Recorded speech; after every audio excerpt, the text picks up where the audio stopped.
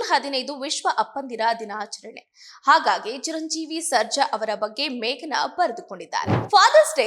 ಚಿರು ನೆನೆದ ಮೇಘನ ರಾಜ್. ನನ್ನ ಬೆಸ್ಟ್ ಮದರ್ ಮಾಡಿದ ಫಾದರ್. ಈ ಫೋಟೋದಲ್ಲಿ ಚಿರು ಮತ್ತು ಮೇಘನ ಅಷ್ಟೇ ಚೆನ್ನಾಗಿಯೇ ಕಾಣಿಸ್ತಿದ್ದಾರೆ. ಇವರ ಈ ಒಂದು ಫೋಟೋದ ಜೊತೆಗೆ ಮೇಘನ ರಾಜ್ ಒಂದು ಲೈನ್ ಕೂಡ ಬರೆದಿದ್ದಾರೆ. ಸ್ಯಾಂಡಲ್ವುಡ್ ನ ನಟಿ ಮೇಘನ ರಾಜ್ ಪತಿ ಚಿರಂಜೀವಿ ಸರ್ಜಾ ಅವರನ್ನ ನೆನಪು ಮಾಡಿಕೊಂಡಿದ್ದಾರೆ. ಜೂನ್ 15 ವಿಶ್ವ ಅಪ್ಪಂದಿರ ದಿನಾಚರಣೆ. ಹಾಗಾಗಿ ಚಿರಂಜೀವಿ ಸರ್ಜಾ ಅವರ ಬಗ್ಗೆ ಮೇಘನ ಬರೆದುಕೊಂಡಿದ್ದಾರೆ.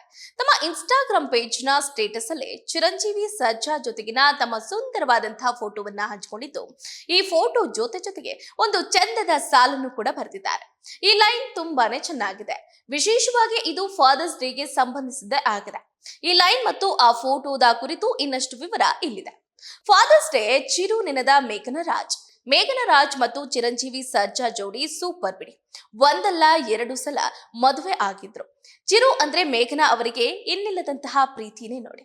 ಚಿರುಗೂ ಮೇಘನ ಅಂದ್ರೆ ಪ್ರಾಣವೇ ಆಗಿದ್ರು.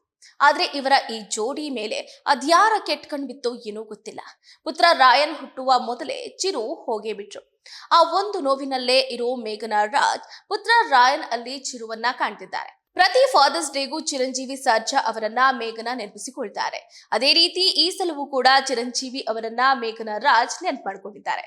ನನ್ನ ಬೆಸ್ಟ್ ಮದರ್ ಮಾಡಿದ ಫಾದರ್. ಚಿರಂಜೀವಿ ಸರ್ಜಾ ಅವರ ಜೊತೆಗಿನ ಒಂದು ಒಳ್ಳೆಯ ಫೋಟೋವನ್ನ ಮೇಘನ ಹಂಚಿಕೊಂಡಿದ್ದು, ಈ ಫೋಟೋದಲ್ಲಿ ಚಿರು ಮತ್ತು ಮೇಘನ ಅಷ್ಟೇ ಚೆನ್ನಾಗಿಯೇ ಕಾಣಿಸ್ತಿದ್ದಾರೆ. ಮದುವೆ ಮುಂಚಿನ ಫೋಟೋ ತರವೇ ಇದು ಕಾಣಿಸ್ತಾ ಇದ್ದು, ಇಬ್ರು ಇದರಲ್ಲಿ ತುಂಬಾನೇ ಬೆಸ್ಟ್ ಕಪಲ್ ಅನ್ನೋ ರೀತಿ ಕಾಣಿಸ್ತಿದ್ದಾರೆ. ಇವರ ಈ ಒಂದು ಫೋಟೋದ ಜೊತೆಗೆ ಮೇಘನ ರಾಜ್ ಒಂದು ಲೈನ್ ಕೂಡ ಬರೆದಿದ್ದಾರೆ. ಈ ಲೈನ್ ಅಲ್ಲಿರೋ ವಿಶೇಷ ಏನ್ ಗೊತ್ತಾ?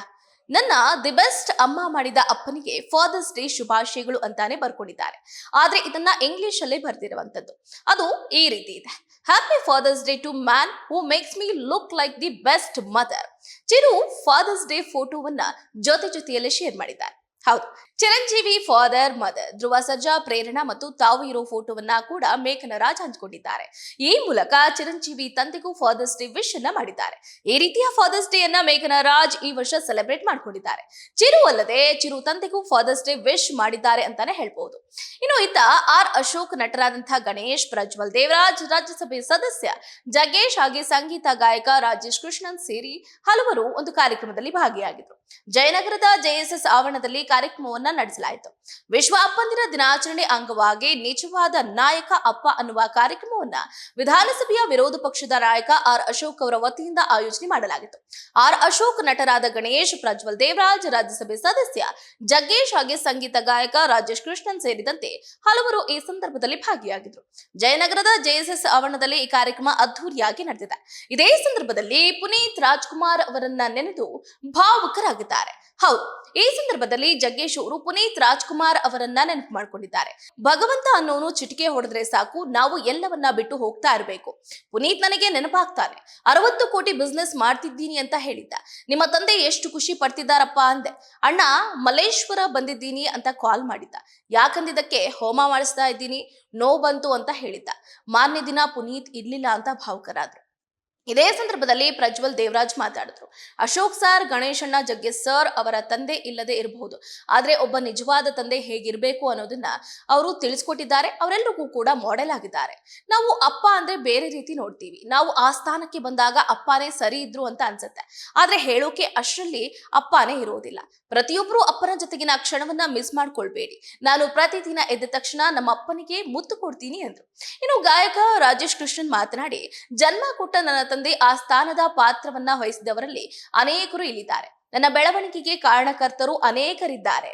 ಎಸ್.ಪಿ. ಬಾಲಸುಬ್ರಹ್ಮಣ್ಯಂ ಅವರಿಗೂ ಕೃತಜ್ಞತೆಯನ್ನ ಅರ್ಪಿಸ್ತೀನಿ. ಹಂಸಲೇಖ ಅವರ ಸ್ಟುಡಿಯೋಗೂ ಕರ್ಕೊಂಡು ಹೋಗಿ ನನ್ನನ್ನ ಹಾಡಿಸಿದ್ರು. ಅಪ್ಪ, ನಿಮ್ಮನ್ನ ನಾನು ಕಳ್ಕೊಂಡಿದ್ದೀನಿ. ನನಗೆ ಆರೋಗ್ಯದ ಸಮಸ್ಯೆ ಆಗಿತ್ತು. ಬರೋದು ಕೂಡ ಕಷ್ಟ ಆಗಿತ್ತು. ಬರ್ದಿದ್ರೆ ಈ ಕಾರ್ಯಕ್ರಮ ಕಳೆದುಕೊಳ್ತಿದ್ದೆ. ಸಾಹಿತ್ಯದ ಹಿಂದಿನ ಉದ್ದೇಶ ಅರ್ಥವಾದ್ರೆ ಸಾಕು ಅಂದ್ರು. ಇನ್ನು ನಟ ಗಣೇಶ್ ಅವರು ಮಾತನಾಡಿ, ಅಶೋಕ್ ಅವರು ಭಾವಜೀವಿ ಅನ್ನೋದು ತೋರಿಸಿಕೊಟ್ಟಿದ್ದೀರಿ.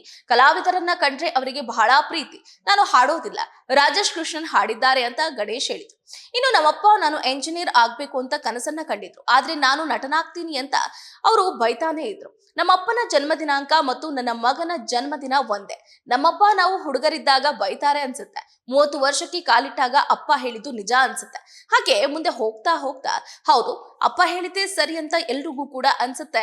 ಹಾಗಾಗಿ ಅಪ್ಪನನ್ನ ಪ್ರೀತಿ ಮಾಡಿ ಅಪ್ಪನೇ ಇರಲ್ಲ ಅಂತ ಭಾವುಕರಾಗಬೇಡಿ, ಇರೋಷ್ಟು ದಿನ ಅವರನ್ನ ಚೆನ್ನಾಗಿ ನೋಡ್ಕೊಳ್ಳಿ ಅಂತ ನಟರು ಎಲ್ರಿಗೂ ಕೂಡ ಒಂದು ರೀತಿಯಾದಂತಹ ಸಾರಾಂಶವನ್ನ ನೀಡಿದ್ದಾರೆ.